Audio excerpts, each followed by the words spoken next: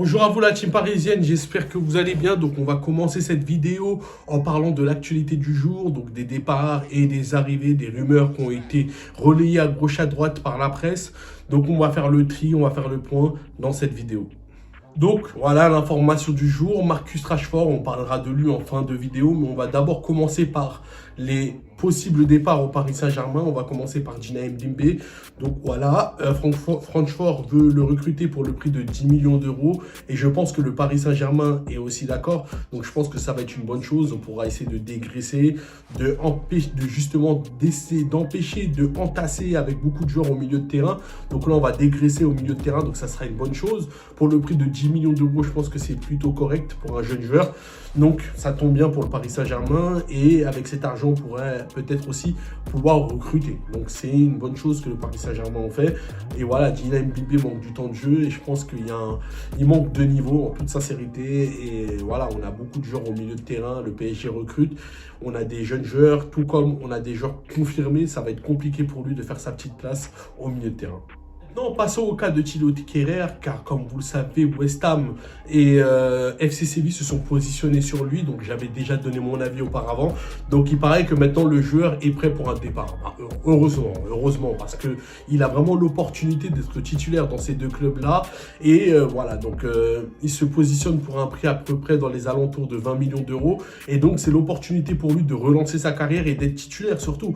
Parce que rester au PSG, c'est pas la bonne solution pour lui. Et je pense vraiment qu'il a de la marge de progression, il a encore de la cote et il peut peut-être promouvoir à ces postes-là.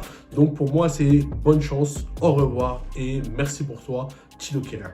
Pour conclure les départs, on va parler de Leandro Paredes. Donc, il a eu un accord avec la Juventus. La Juventus réclame 15 millions d'euros, mais le PSG veut une vente, un transfert qui puisse être dans les alentours entre 20 et 25 millions d'euros. Le PSG est en position de force et reste ferme sur sa proposition, sur ce qu'ils ont proposé à la Juventus. Donc, c'est une bonne chose. Après, si Paredes reste dans la rotation, pour moi, ça ne me dérange pas. Paredes nous a quand même apporté dans certains matchs. On pense au match contre Dortmund, le match contre le Bayern. Il a eu des matchs de référence contre le Barça. Et je pense que ça peut être un joueur qui peut rester dans la rotation. Ça ne me dérange pas. Mais maintenant, le PSG, je pense qu'ils veulent essayer d'avoir des gains pour pouvoir recruter Fabio Ruiz par le départ de Kalimundo aussi, qui a été conclu. Donc voilà, Kalimundo, donc voilà, c'est pour le prix de 25 millions. Et par la suite, recruter peut-être un neuf. On parlera juste après. Mais voilà, le PSG souhaite avoir un maximum de gains pour dégraisser déjà la masse salariale. Et en plus de cela, pour pouvoir recruter par la suite. Le PSG ne souhaite pas mettre des prix exorbitants sur certains joueurs. Et donc ça se comprend. Et Campos a fait des bons choix pour pouvoir essayer de se jouer de certains transferts pour pouvoir recruter. Je pense que c'est mieux et c'est plus stratégique pour le Paris Saint-Germain. Maintenant, voilà, s'il reste dans la rotation, moi, ça ne me dérangerait pas. Franchement, Paredes, c'est un joueur qui peut encore apporter. Après, voilà, c'est un joueur qui a quand même un côté nonchalant. Il n'a pas beaucoup de volume de jeu en termes de course. C'est vrai, mais dans un système où il peut être en tant que 6, que ce soit dans un système à 2, il a pu le faire avec Pochettino, un 4-2-3-1, ou dans un système à 3 où il est une pointe basse, je pense qu'il peut servir. D'ailleurs, on a vu avec l'Argentine, ce qu'il a fait pendant la Copa América et durant les matchs amicaux et les matchs éliminatoires, il a pu montrer que ça a pu être un vrai joueur qui a pu s'imposer et surtout qui nous a démontré durant certains matchs qu'on pouvait compter sur lui et qu'il pouvait nous dépanner. Donc pourquoi pas, s'il reste dans la rotation, moi ça ne me dérange pas, vraiment pas plus que ça. Maintenant, on va parler des arrivées. Ok, des arrivées au PSG, on va essayer de voir les informations qui ont été relayées par la presse. Là, ça parle de Simakan, donc le défenseur qui joue à Leipzig.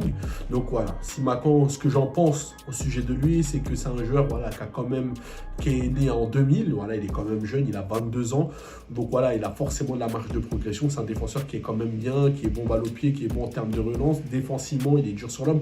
Donc ça peut être un très très bon défenseur. Pourquoi pas? Mais 40 millions, c'est énorme. Pour moi, c'est beaucoup. Et pour moi, le PSG, la priorité, c'est pas la défense. On a quand même, dans un système à 3, il y a Danilo qui peut jouer dans ce système-là. On a Diallo qui est là. On a quand même des joueurs qui peuvent jouer. On a Mukiele.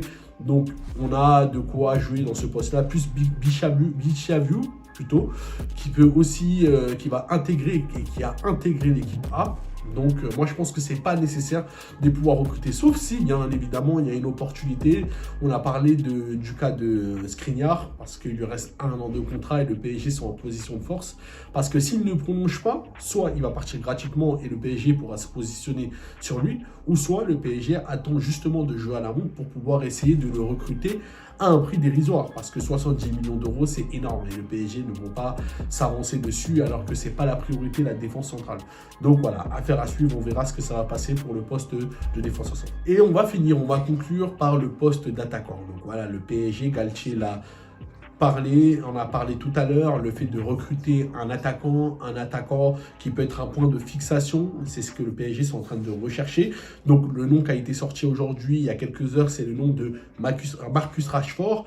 Donc voilà, on va voir ce qu'il peut apporter dans ce PSG-là, vraiment l'alternative en dehors de Mbappé et de Ekitike. On va essayer de voir justement son apport, son profil et ce qu'il peut faire au Paris Saint-Germain. Donc Marcus Rashford, c'est un attaquant qui est très rapide, qui est vif, balle au pied, et qui est technique. Il est quand même technique, il peut combiner, il peut jouer dos au but, il peut être aussi un point de fixation. Maintenant, le jeu de tête, ça a revoir. Voilà, donc Marcus Rashford n'a pas la détente qu'on attend d'un vrai neuf, mais il a déjà marqué des buts de la tête, il a su quand même se faufiler des fois dans des centres et pouvoir mettre des buts surprises. Donc, pourquoi pas? Maintenant, lui, en tant que point de fixation, ça veut dire l'attaquant qui peut vraiment servir et être servi, il peut être ce bon joueur, il peut être le joueur de transition en attaque, celui qui peut mettre des bonnes passes aussi, il est très bon en termes de qualité de passe.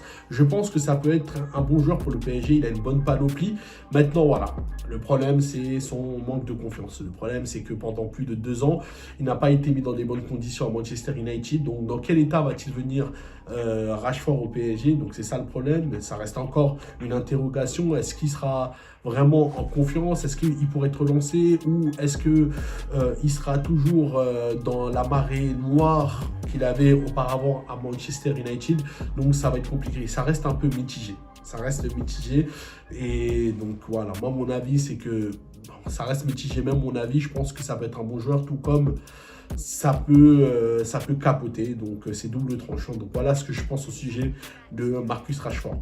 Maintenant, si il est dans une équipe où il est bien entouré, on voit qu'il y a Messi, il y a Neymar, et il y a Mbappé, et il y a les latéraux qui sont là, peut-être que ça va lui permettre de pouvoir se relancer et de pouvoir être l'attaquant qu'on connaissait il y a 3 ou 4 années.